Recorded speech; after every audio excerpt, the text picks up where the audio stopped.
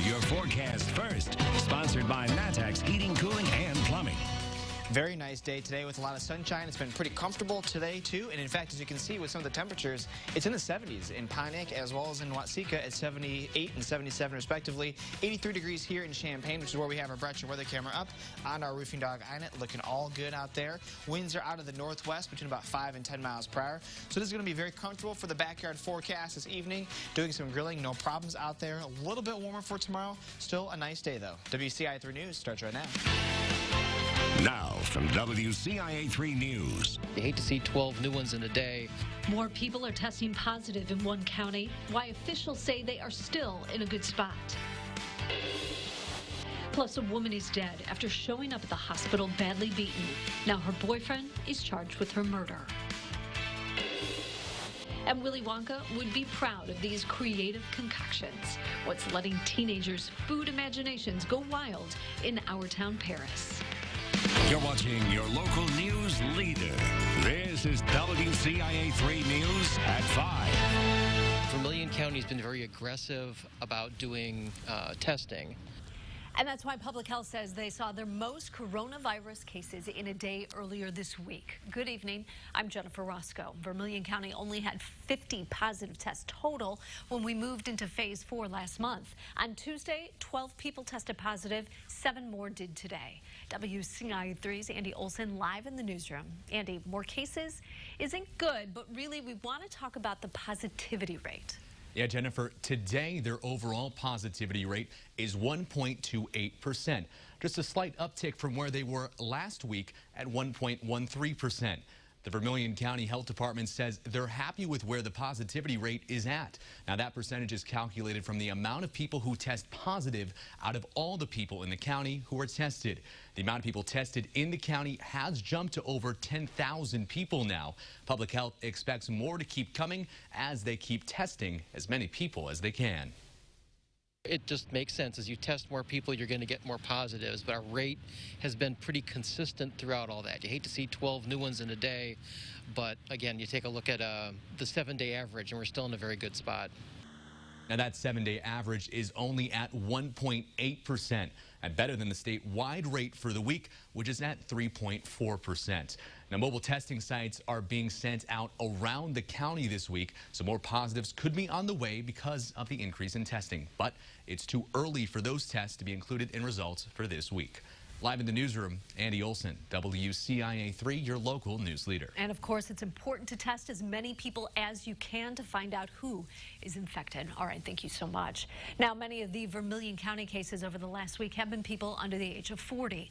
Of the 7 positives today, 4 of them are in the same household. The county has had 132 total cases. 31 of the active cases are in home isolation. Only 1 person is in the hospital. And now taking a look at the positivity rate for the rest of central Illinois. In Region 6, which is the eastern half, the rate is up slightly from yesterday. It's sitting at 2.5%. In Region 3, the west side, they're still at 3.3%, well below the 8% threshold. There are more than 1,600 new cases. That brings the total to almost 167,000 in the state. 20 more people have died in the past 24 hours. In total, there have been 7,300 deaths. Higher ed leaders in the state are demanding all classes start remotely this fall. In a news conference today, union members met to talk about why there's a risk to in-person classes. They also say the guidelines from the Illinois Board of Higher Ed are too vague. The unions will be asking the governor to reconsider his recommendation for in-person classes, asking him to support stricter guidelines. By returning to campus prematurely, we would be exposed to more people, thereby increasing our chances of contracting the virus and unintentionally putting our fellow colleagues, families, friends, and ultimately our student population in danger. Union members were asked if they would consider striking if they were forced to return. They say they hope they don't have to get to that point. Other news now, a Westfield man is charged with his girlfriend's murder. Toby Lane was originally charged with the aggravated battery earlier this week. That's after he brought his girlfriend to the ER with serious injuries. Bridget Duncan was flown to an Urbana hospital where she later died. Lane's charges were upgraded to murder. WCIA 3's Courtney Bunting is with us. So Courtney, What does Lane have to say about the charge? Well, Jennifer, Lane hasn't admitted to anything, but state police say they have enough probable cause to believe that he hurt her.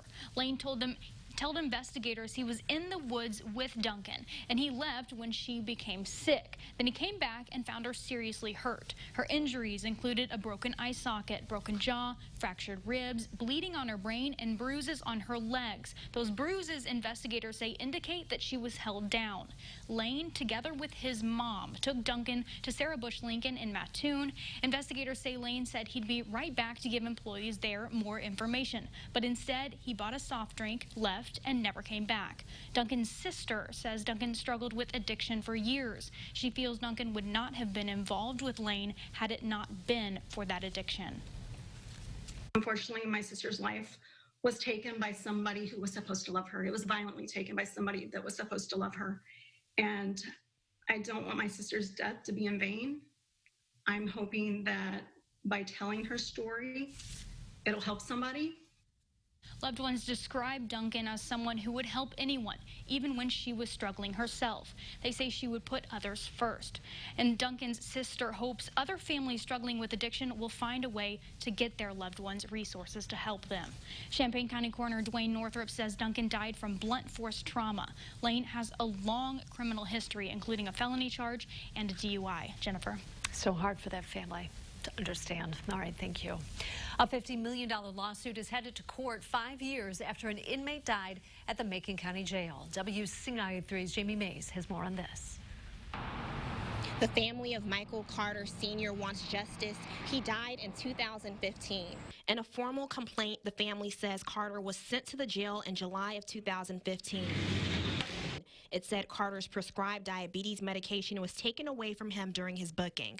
The complaint says he got sick and was not given the emergency medical care he needed.